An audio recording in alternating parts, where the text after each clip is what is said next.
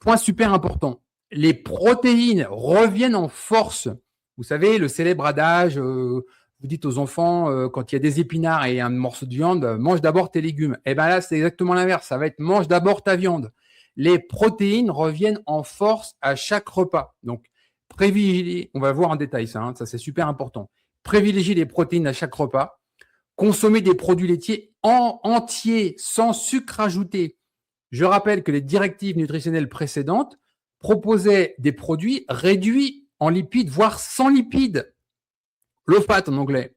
Et ça, c'était depuis des décennies en place. Les Américains, ils prenaient ce qu'on appelait des trucs allégés, allégés en gras, mais pour aller même plus loin, pour vivre aux États-Unis, je le sais très bien, vous avez des yaourts qui sont vendus au rayon yaourt où il y a marqué sans lait.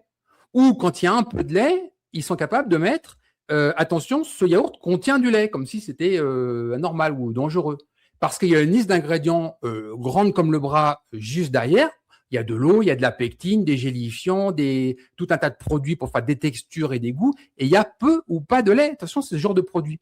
Donc, ça va révolutionner la chaîne d'approvisionnement. Je pense aux agriculteurs, je pense aux producteurs, aux fabricants de produits, etc.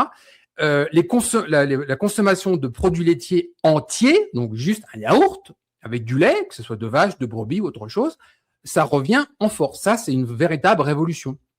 Consommer des légumes et des fruits tout au long de la journée en privilégiant les formes entières et pas les résidus de trucs avec des listes d'ingrédients pas possibles, où il y a un peu d'un légume et beaucoup d'autres choses, voire même beaucoup de sucre aussi, pour donner du goût, etc. Donc là, on retourne sur des aliments bruts.